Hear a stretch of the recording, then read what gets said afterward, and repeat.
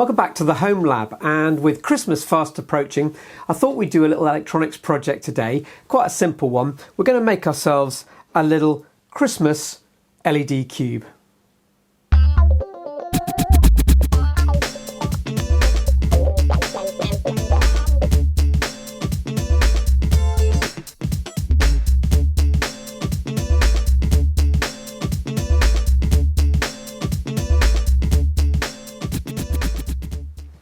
You may well have seen my supercomputer project, which I built a while ago, and I suggested that I might be able to generate random numbers with it. And since then, I've made this little thing, which is a sort of three-dimensional version of it with flashing LEDs. And I don't particularly like this myself. I thought it would come out really well, but I'm not too pleased with it. But my son has it on the breakfast table every morning and loves playing with it. But what I thought we'd do today, very quickly, is we'd build a little flashing LED cube as a Christmas project. Just before we start, I want to say a huge thank you to PCBWay, who have kindly offered to sponsor this video. You might have seen the products that they do. They do a whole range of things to help people like myself who build projects at home. Everything from 3D printing to CNC machining, but of particular interest for what we do, the manufacture of PCBs, printed circuit boards. Some of them very, very simple, like the sort of circuit boards I would make, and some of them incredibly complex. Anyway, if you've not come across their work before, please go and have a look at their website, and I think you'll be amazed by the services they offer, and also you'll get inspiration for some of the projects that you might like to build. The first thing I did to make this little Christmas cube was get hold of the LEDs, and I did the usual thing, went online and bought the biggest bag I could of 5mm clear, and these are multicolour, flashing at different rate LEDs. They go slowly and then fast, and they scroll through the colours, and they didn't take too long to come from China, but they were really only a couple of pounds or something. So the next job was to start to solder them all together. The next thing I had to do was reach for the soldering iron and start to solder these together. And it didn't take too long. I didn't use a fancy jig or anything. What I just did on the bench was I soldered LEDs by bending their legs in series with each other. So there's a row here, the first, the second, the third, the fourth, all wired in series with each other. Once I got a row of 4, I then did another row, another row, another row, and connected all of those in parallel. That's like one plane of LEDs. I produced 4 of those planes, and so the whole of this side is positive, the whole of that side is negative, and all we need to do is pass current from this side to that side, and they all switch on and start to flash.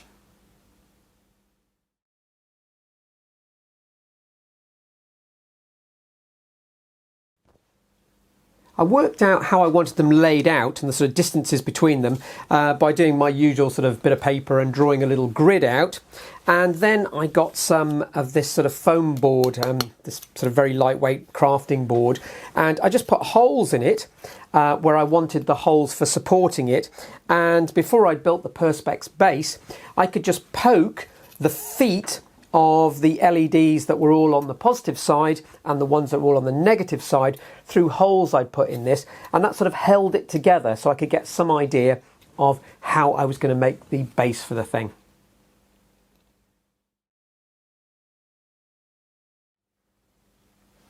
So the next job was to build the base for it, and I've got better and better at this.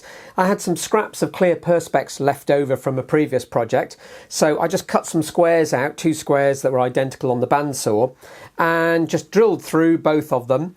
And then I could separate them by using these little brass standoffs. Some of them are threaded at both ends, and some of them actually have a bar that's threaded and then an internal thread on the other end. And I've got a little box of these. They're 2.5mm threaded bar, and I really like these. The box was really cheap, but I use these an awful lot for building little stands. Then it was a case of drilling numerous holes. So I've got 4 holes here for the ends of the LEDs to go in that's on the negative side, and the same on this side, 4 holes from each plate going through for the positive side. Joined all of those together, I've got to put a series resistor in, and rather than putting a series resistor to control the current on each LED, to be honest with you, with this project it was just much easier to just put one resistor on, and I had a play and 62 ohms seemed to do the trick. Then it was a case of mounting the battery pack, and that was a little bit harder. The battery pack was a bit of a pain, and if you've seen some of my other videos I complain about the fact you can make really nice things and then the power supply is what really lets them down, trying to find a power supply that makes it easy to recharge, portable around the house, etc. So what I did was I went for a PP3 battery. Now the LEDs have a voltage drop across them of about 2.4 volts, so if you put 4 in series it's just under 10 volts drop, so 9 volts does the trick. So I put a PP3 in here, and then I thought, oh gosh, I've got to take that out and take it all apart to replace the battery. So I spent ages messing around with one of these PP3 cases, cut a hole in the end, put a rechargeable PP3 battery in there, moved the power leads to this side, and then the switch is on the side that's actually on the base. So I drilled a large hole with a cone cut saw. They're really useful things. So I could get at the switch at the bottom and switch it off, and then I was able to switch it back on again. So all in all, a lot of hole drilling and a lot of thinking, but it's worked out really well. Here's the circuit diagram, and you'll see that it's really very easy. So here are 4 LEDs in series. I haven't drawn the light coming off from the correct symbol, but don't worry about that. And then this is the positive side, this is the negative side. And so for one vertical plane of LEDs, I did 4 in a row, then another 4, then another 4, then another 4. So they're in parallel with each other. And there's the PP3 battery, the negative of the battery to this side, the positive going through a 62 ohm current limiting resistor, that can be 100 ohms, it doesn't really matter, and then the switch to turn it on and off. With about 2.48, about 2.5 volts drop across each LED, you can get by with a 9 volt battery just. So that's one of the vertical planes, 4 of those stacked next to each other, all connected to the positive and negative, and once you've built the base, you've got your little cube built.